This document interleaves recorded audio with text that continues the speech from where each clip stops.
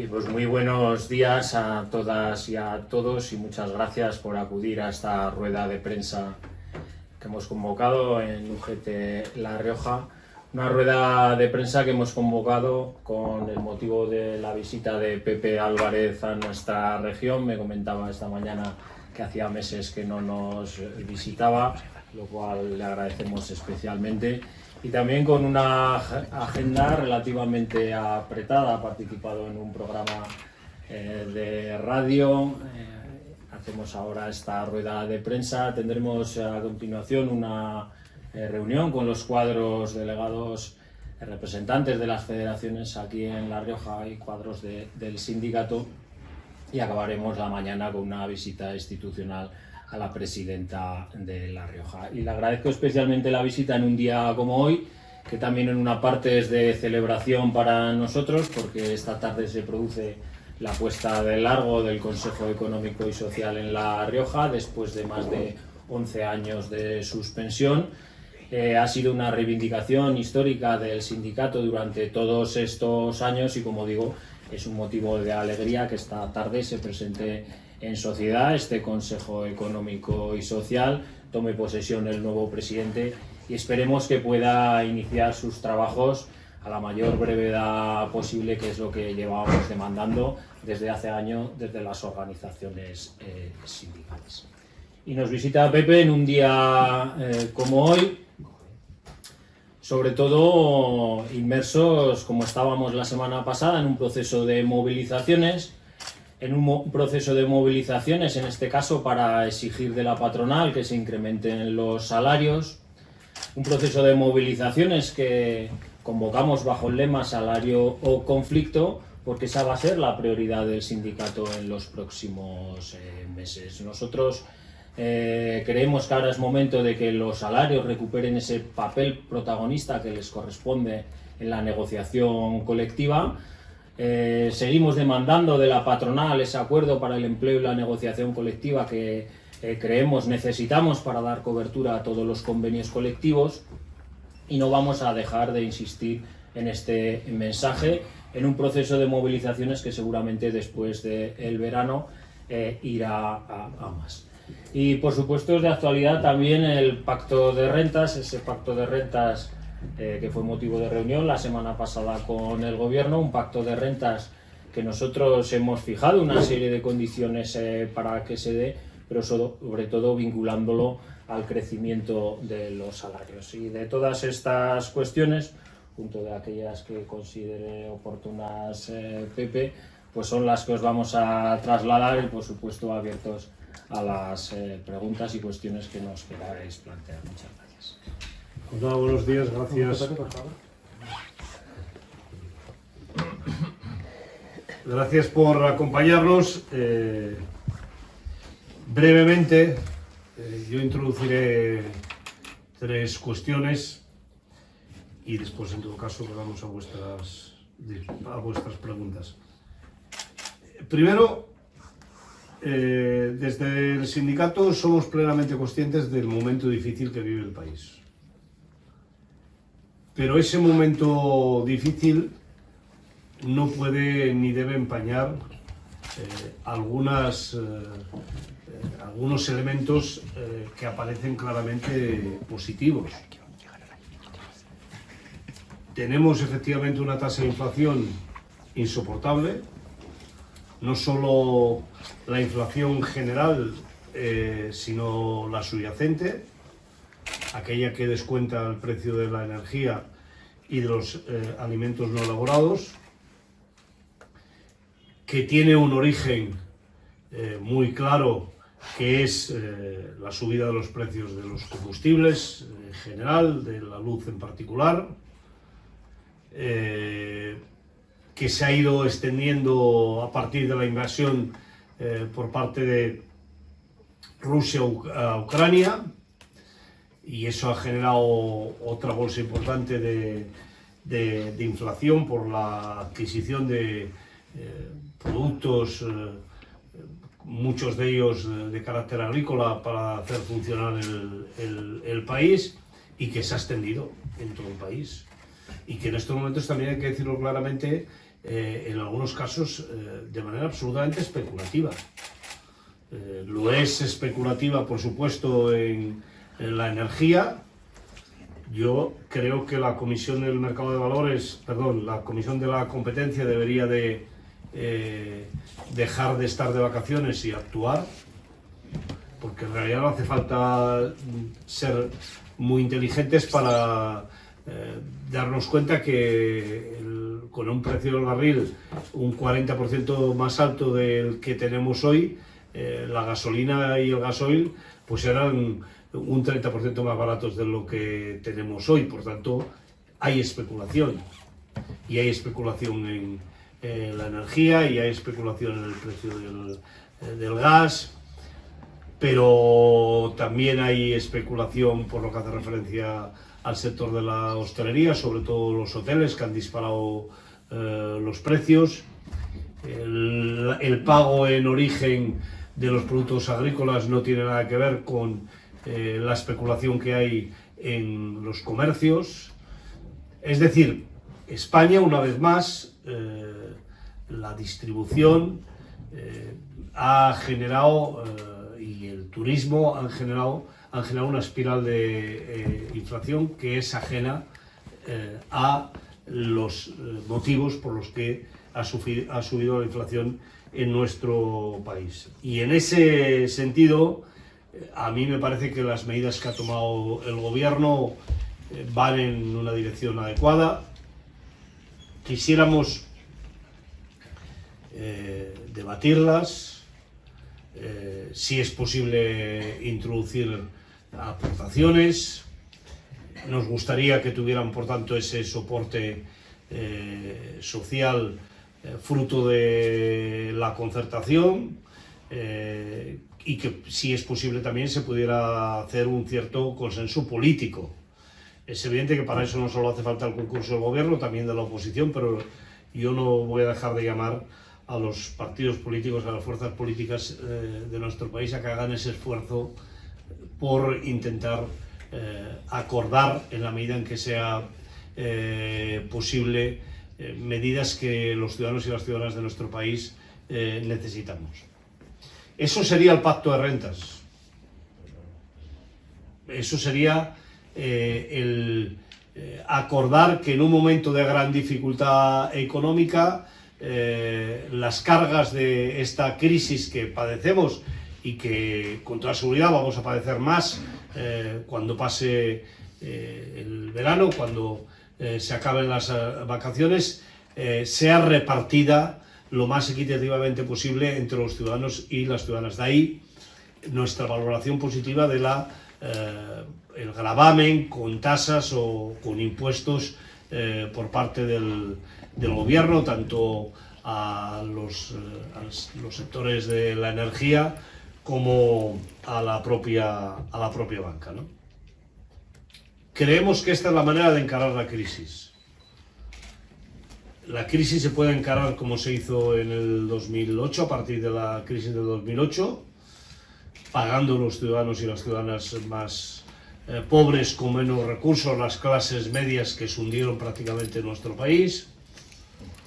O se puede pagarla como la pagamos los ciudadanos, por cierto, con la inyección de 60.000 millones a la banca, o se puede encarar de esta manera, que es repartiendo los costes, intentando que la banca no entre en crisis, porque en buena parte todas estas políticas de carácter social, incluso la subida de salarios de la que hablaré después, puede evitar que vuelva a haber una quiebra por parte del crédito en nuestro país, del pago de los créditos en nuestro país, y por tanto de que la banca pueda tener nuevas dificultades. Digo esto porque parece que se ha abierto un gran debate en relación a si la banca tiene que pagar una tasa o no tiene que pagar una tasa. No solo tiene 60.000 millones de euros en el debe con los ciudadanos y las ciudadanas de nuestro país, sino que esta también es una medida que también en el fondo nos va a favorecer, porque si no hay medidas sociales, si las rentas caen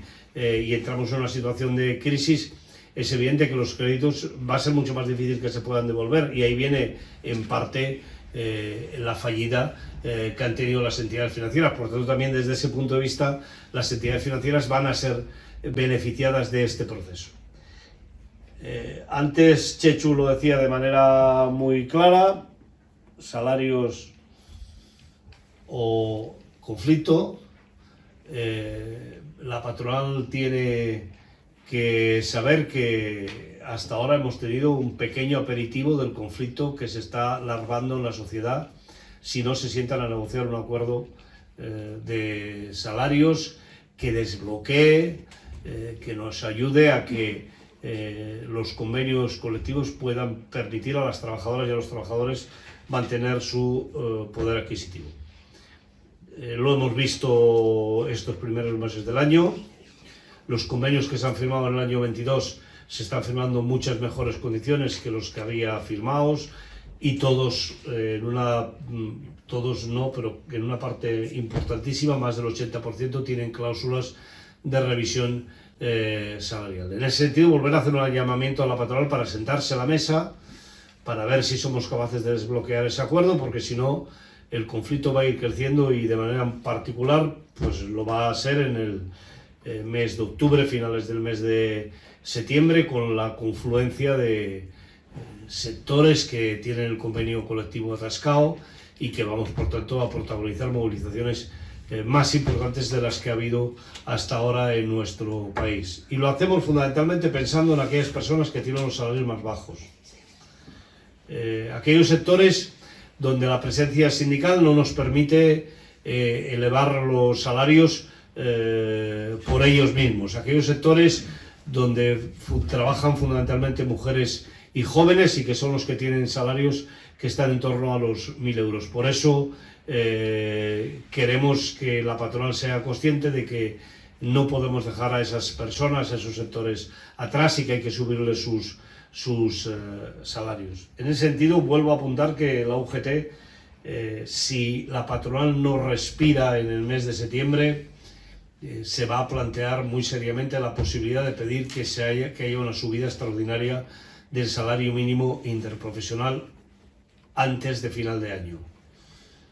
La ley del salario mínimo interprofesional lo permite, casi que insta a hacerlo, porque efectivamente sitúa que en los supuestos en los que la inflación se dispare, a los 6 meses se revise el salario mínimo interprofesional, y es evidente que la inflación se ha disparado, por tanto sería razonable hacerlo.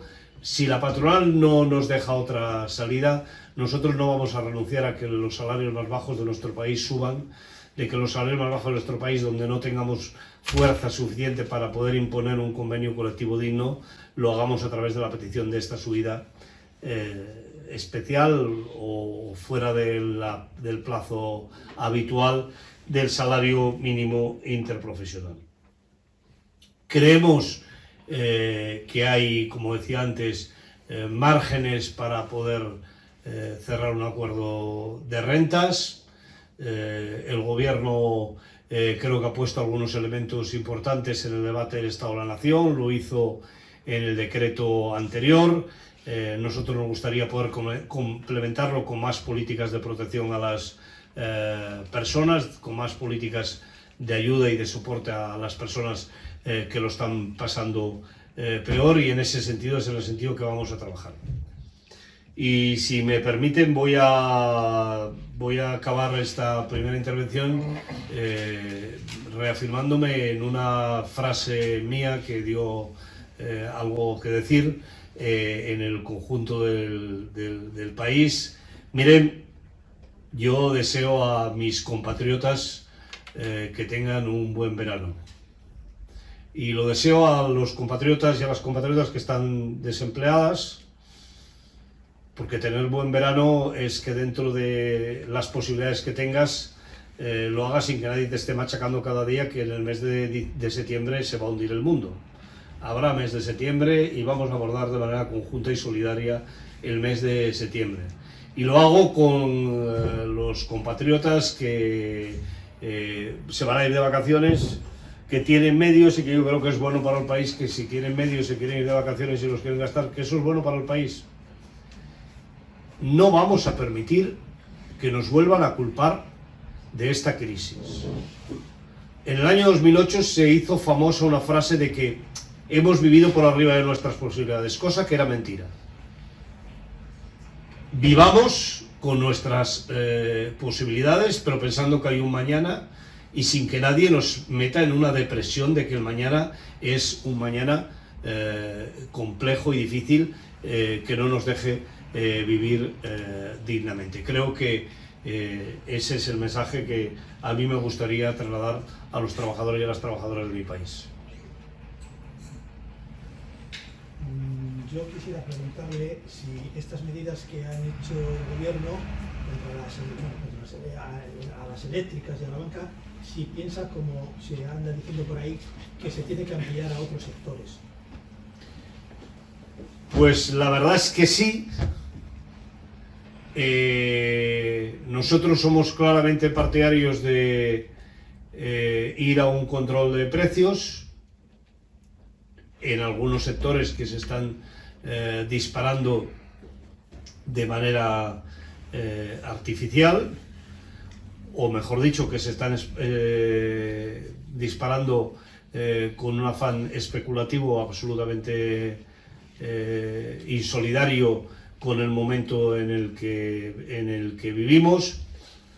Y en todo caso, aquellos sectores productivos en el que la oferta y la demanda claramente no marcan el precio, sino que lo marca la opción monopolista de unos pocos, y yo creo que el gobierno tiene la obligación de intervenir o controlando precios o, como en este caso, situando los beneficios en los márgenes en los que estaban antes de la invasión de Ucrania y antes de la pandemia. ¿Pondría nombre a alguno de estos sectores? Creo que para poner nombre a algunos de estos sectores, para imponerles tasas o impuestos, necesitaríamos algún estudio más. Puedo poner nombre a los sectores que claramente están abusando. Es decir, la distribución, que compra la sandía entre 10 y 20 céntimos de euros y la vende a 1,5 €. Desde luego el productor no se queda el dinero, el comerciante en muchos casos tampoco, si no son los grandes comercios. Ahí hay especulación absolutamente insoportable. Y digo la sandía por no hablar de las patatas, o por no hablar de los ajos, productos que tampoco son tan perecederos para entenderlo. No hay una causa-efecto. Por lo tanto, hablamos de los alimentos o hablamos del sector de la hostelería. ¿Cuál es la razón para que los hoteles tengan un crecimiento de los precios de entre el 25 y el 40%? No hay ninguna razón objetiva. Nadie puede culpar a los salarios de este crecimiento de los precios. Seguramente que hay alguna razón que tiene que ver con la crisis que han padecido en los años 20 y 21, pero hombre, esa crisis no se puede resarcir en un año, hay que distribuirla durante el tiempo. Yo creo que hay algunos sectores de este tipo que tendríamos que ver qué medidas se pueden poner, y sobre todo ponerles rojos, porque creo que se lo merecen. ¿Le preocupa que esos impuestos al final terminen repercutiendo en los consumidores? Sería un problema de sistema. Quiere decir, los que dicen eso deberían de pensar en nacionalizar la banca. Porque si el problema que tenemos es que tenemos un sector de la banca que es tan monopolista que cuando hay una subida de impuestos todos a la vez toman la decisión de trasladarlo en comisiones a los consumidores, eso quiere decir que el sistema no funciona. Digo esto porque me extraña que los que tanto creen en el mercado, luego en la práctica, cuando nos explican cosas, digan que el mercado no existe. Si la banca tiene este año unos beneficios, está declarando del año pasado de en torno a 20.000 millones de euros, y el Estado se propone en el año 23 1.500 millones de euros vía tasas, lo pueden soportar de sus beneficios. No es razonable que se lo trasladen al consumidor. Si se lo trasladan al consumidor, quiere decir que tenemos un problema más de fondo. Que es que el mercado es una pantomima. Que no hay competencia. Y por tanto, como yo creo que hay competencia, pues creo que ese es una excusa, para no decir la verdad, que no quiere que suban los impuestos a unos, porque tampoco quieren redistribuirlo con otros, que son la mayoría. Hablaban antes de salarios o conflicto. El presidente de la COE, Garamendi, ha dicho que se niegan a subir los salarios según el IPC. No sé qué les parece, qué le tienen que decir. No hemos planteado que se suban los salarios según los índices de precios. Hemos presentado una fórmula, yo creo que bastante más razonable en la situación de crisis en la que estamos. Hemos planteado una subida para el año 22 del 3,5%, una subida para el año 23 del 2,5%, una subida para el año 24 del 2%, con una cláusula de revisión salarial que actuaría a final de año si la inflación se dispara. Por tanto, no va a influir el aumento de los salarios en la subida del IPC este año, y en todo caso lo que le tengo que decir al señor Garamendi es que de la misma manera que las empresas están trasladando, algunas de ellas multiplicado por 5 o por 6, el crecimiento de los costes de los productos que tienen para poder producir algo o dar un servicio, los trabajadores solo tenemos un sitio donde repercutir nuestro aumento del coste de la vida, que es en los salarios.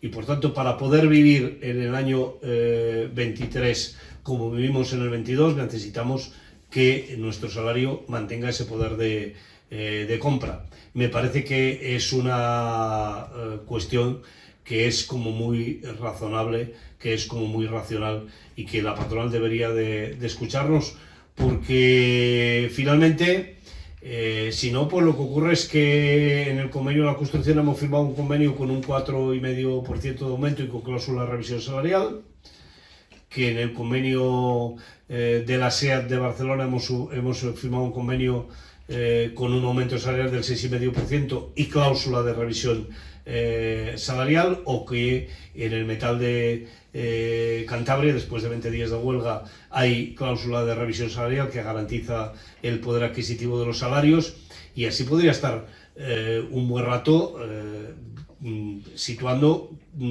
convenios que se están solventando en condiciones que no son las que dice la patronal, que están firmados por patronales o por empresas, y que en todo caso la aptitud de la patronal lo que está es impidiendo que aquellas trabajadoras y trabajadores que trabajan en los sectores donde no hay sindicato o hay muy poco sindicato, por tanto tenemos muy poca posibilidad de generar conflicto, están impidiendo que se suban los salarios, que por eso queremos ese acuerdo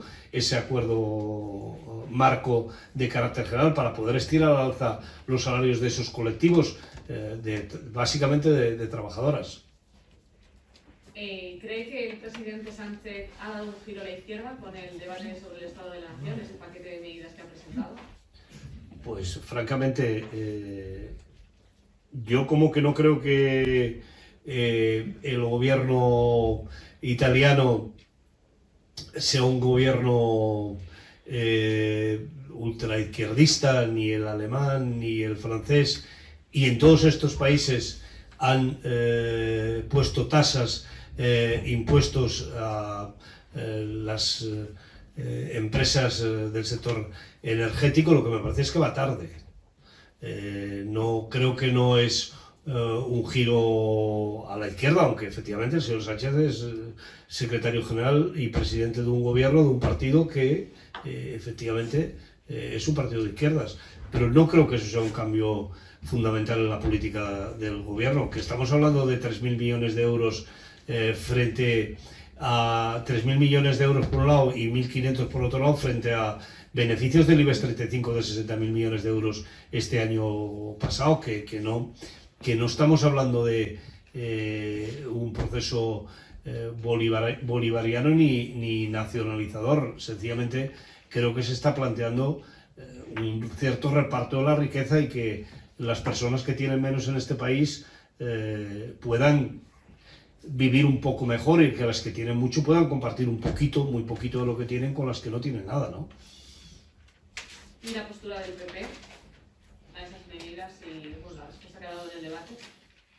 Bueno, la verdad es que a mí hacer de analista político, más allá de quien toma las decisiones y por lo tanto analista de las decisiones, me cuesta. Yo creo que el PP está en un proceso de